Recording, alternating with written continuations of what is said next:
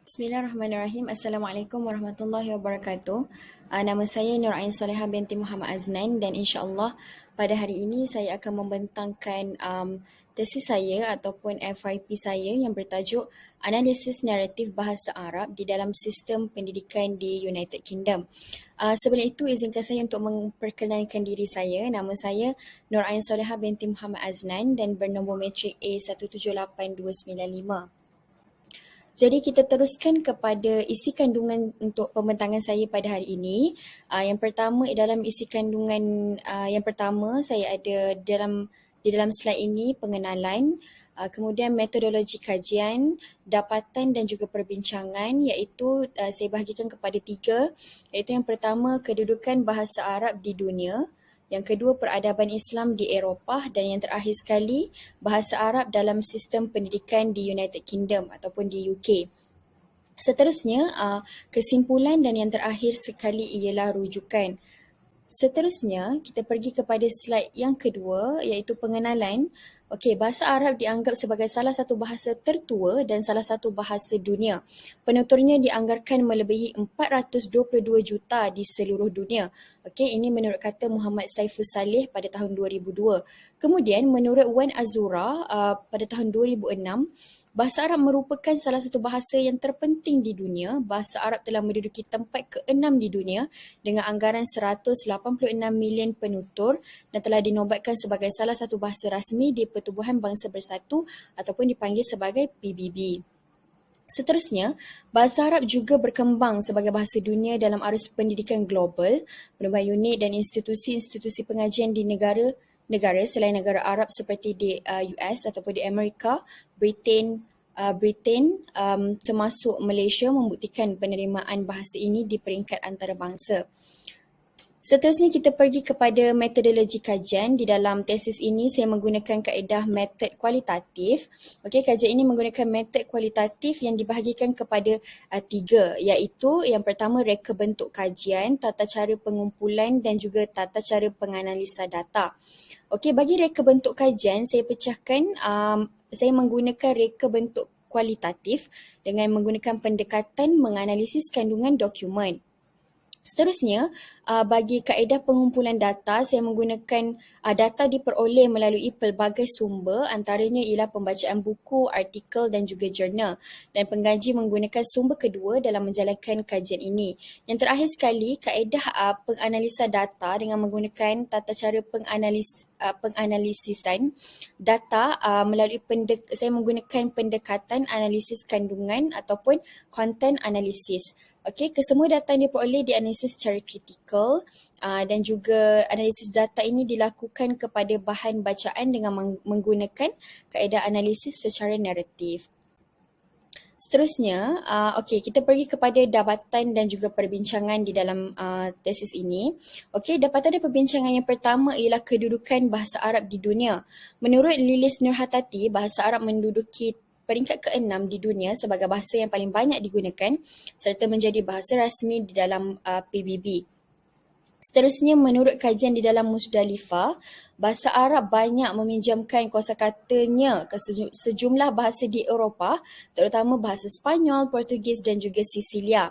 Melalui kajian ini juga dikatakan Afrika dan juga Philippines ataupun Filipina menggunakan bahasa Arab sebagai bahasa pengarang kesusasteraan di dalam bidang sejarah. Dan terakhir sekali, bahasa ini iaitu bahasa Arab merupakan salah satu daripada 3 bahasa dunia yang terpenting dan paling luas penggunaannya selain bahasa Inggeris dan juga Sepanyol. Seterusnya, kita pergi dapatan dan perbincangan yang kedua, iaitu peradaban Islam di Eropah. Okey, dunia Islam dan negara Eropah telah menjalinkan hubungan berabad-abad lamanya. Okey, yang pertama negara Andalusia pada tahun 756 hingga 1492 di semenanjung Siberia dan kemudian selama masa Perang Salib pada tahun 1095 hingga 1291 serta penguasaan wilayah Balkan dan kekhalifahan Uthmaniyah pada tahun 1389 memungkinkan hubungan timbal balik terjadi antara kedua komuniti masyarakat melalui Nuraini S 2019. Kemudian, melalui perang salib ini, banyak sangat kejayaan orang Arab yang dibawa ke Eropah. Buktinya sebagai contoh menurut Ferguson, mereka mendapat idea baharu mengenai angka Arab, nombor-nombor Arab, ilmu algebra dan juga kompas. Sehingga ke hari ini dalam perbendaharaan kata, bangsa Eropah banyak terdapat perkataan Arab atau yang berasal daripada tanah Arab. Kemudian pada abad ke-12, wujud beberapa hospital dan juga klinik di negara Eropah. Boleh dikatakan bahawa setiap hospital Eropah yang didirikan itu adalah mengikut dia punya rupa seni bina dia mengikut seperti di Syria melalui Sue Hanlin pada tahun 2020. Seterusnya, kita sambung lagi mengenai peradaban Islam di Eropah. Kita pergi kepada dari segi pendidikan pula. Dari segi pendidikan, menurut kajian Hafiz Zakaria pada tahun 2019, Andalus mempunyai universiti-universiti yang sangat terkenal di Cordoba dan beberapa tempat lain. Di dalam kajian ini juga, dinyatakan oleh Sarton 1975, universiti-universiti di Eropah pada ketika itu dipengaruhi juga oleh ilmu yang dipelajari daripada universiti-universiti di dunia Islam terutamanya di Andalus. Menunjukkan betapa negara Islam ini menjadi contoh oleh negara Eropah pada masa ini. Kemudian di saat kegemilangan tamadun Islam, Eropah masih dibelenggu pelbagai masalah. Oleh itu, Eropah pada zaman pertengahan ataupun kita panggil sebagai medieval juga dipanggil era kegelapan. Istilah era kegelapan mula dikenali ramai sejak kurun ke-18 apabila ia digunakan oleh para sejarawan terkenal barat, terutamanya Edward Gibbon di dalam kajian Malia pada tahun 2011.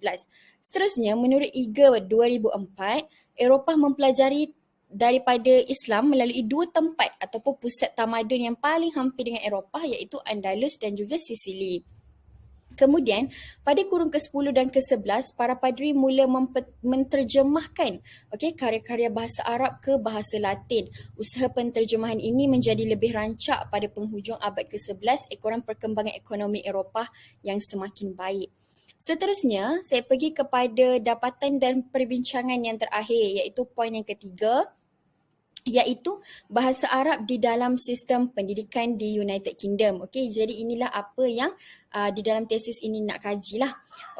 Di England, Wales, Ireland Utara dan Scotland mempunyai dasar bahasa yang berbeza dalam menghasilkan pelbagai pendekatan yang digunakan untuk memudahkan sesuatu pembelajaran bahasa.